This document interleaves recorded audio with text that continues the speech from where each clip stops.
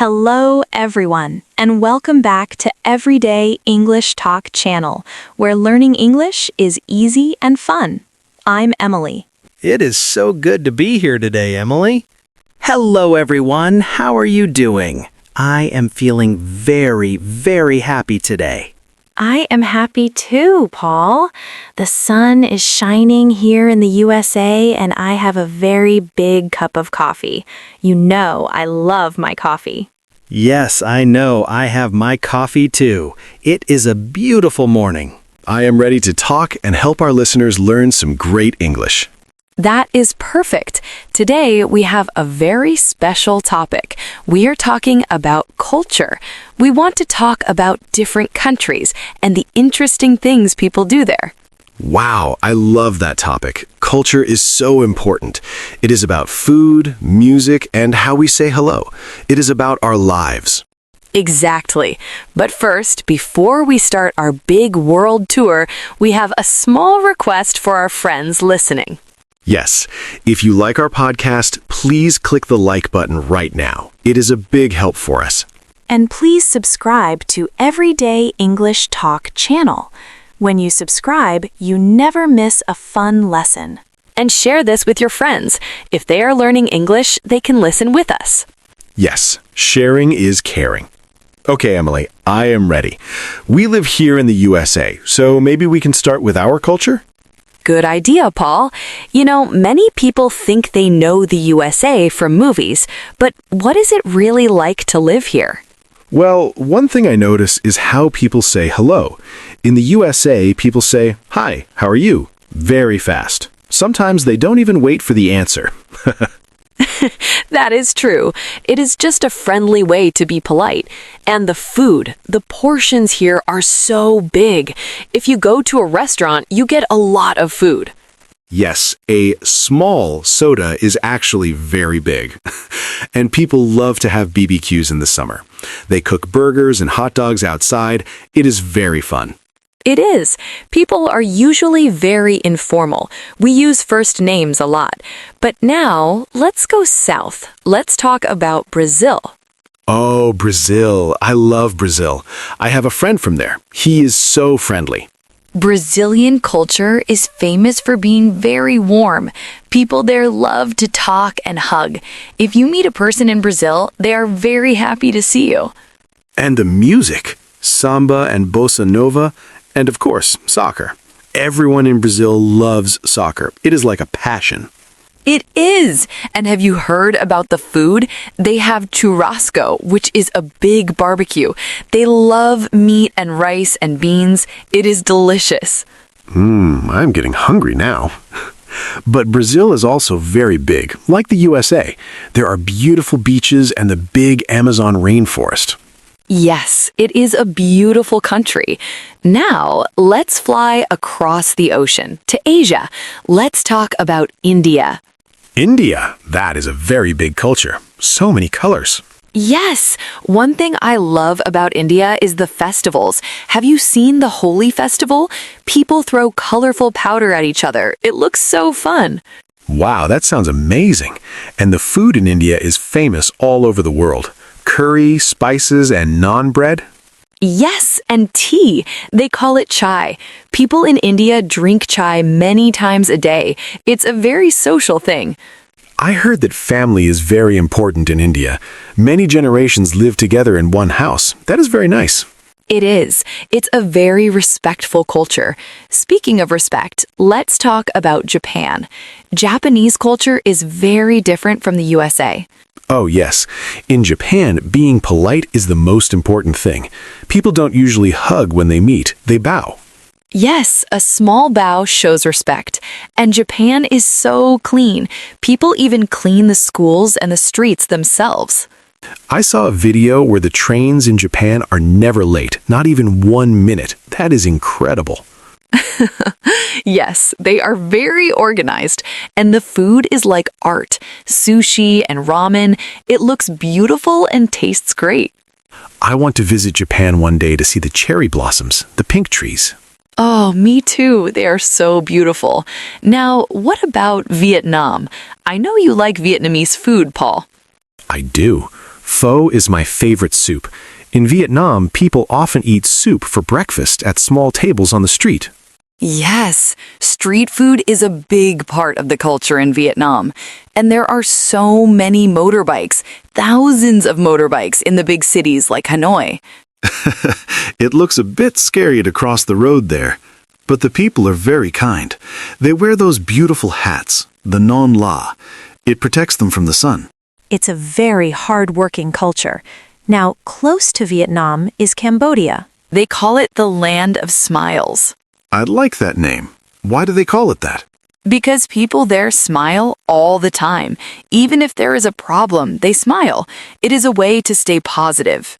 That is a great way to live. Cambodia has beautiful temples. Very big golden temples. Yes, and the Angkor Wat.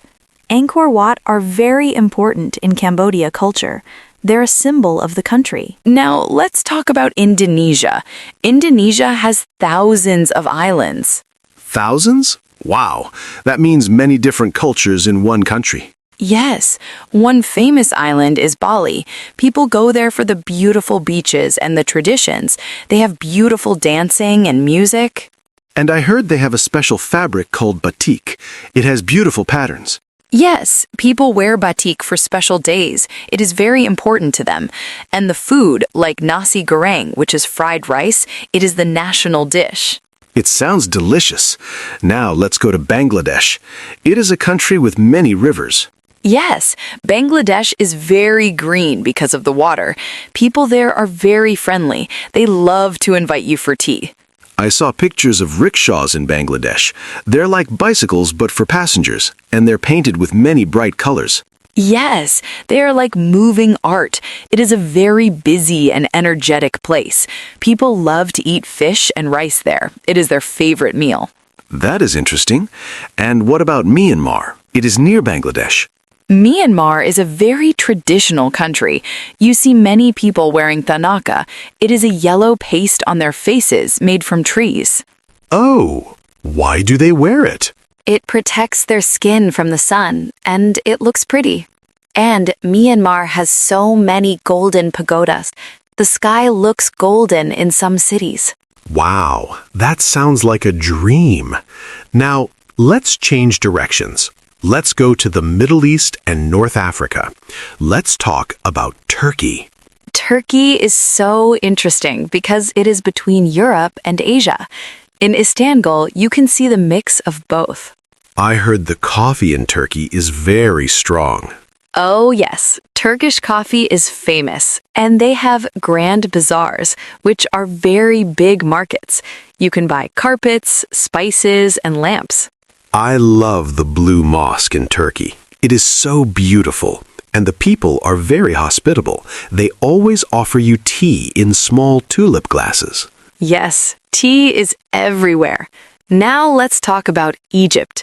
When I think of Egypt, I think of history. The pyramids and the Sphinx. Exactly. But modern Egypt is very lively too. Cairo is a very big city that never sleeps. And the Nile River. Life in Egypt is all around the Nile. People are very funny and they love to joke. They do. And the food, like kosheri, it is a mix of rice, pasta, and lentils. It is very popular and cheap. I want to try that. Now, let's go further west in North Africa to Morocco. Morocco is like a fairy tale. The cities have medinas, which are old parts of the city with very small streets. It is easy to get lost there, right? Yes, but it is fun to get lost. You see colorful spices and smell the tagine cooking. A tagine is a special pot for cooking meat and vegetables. And the mint tea. They call it Moroccan whiskey because they drink it all the time, but it's just tea. Yes, with a lot of sugar. It is very sweet. And next to Morocco is Algeria. Algeria is the biggest country in Africa. That's right. It has the Mediterranean Sea in the north and the big Sahara Desert in the south. Wow, the desert must be beautiful. What do people eat in Algeria? Couscous is very important. They eat it with meat and vegetables. It is a very old and traditional dish. Algeria has a lot of history with France, too, so many people speak French and Arabic. Yes, it's a mix of cultures. Now, our last stop, Saudi Arabia. Saudi Arabia is changing very fast now. It is, but tradition is still very important. Hospitality is a big part of the culture. If you are a guest, they give you gawa, which is Arabic coffee, and dates. Dates are the little sweet fruits, right? I love them. Yes, they are very healthy. And in Saudi Arabia, the desert is very important. They have camel races and beautiful camps under the stars. It sounds very peaceful. You know, Emily, talking about all these countries makes me realize something.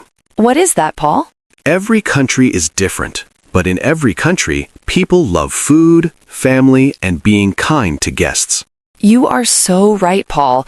Culture is what makes us special, but it also shows how we are the same. We all want to be happy and share a good meal.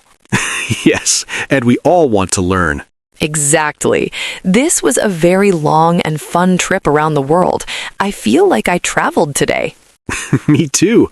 I am a bit tired from all the flying.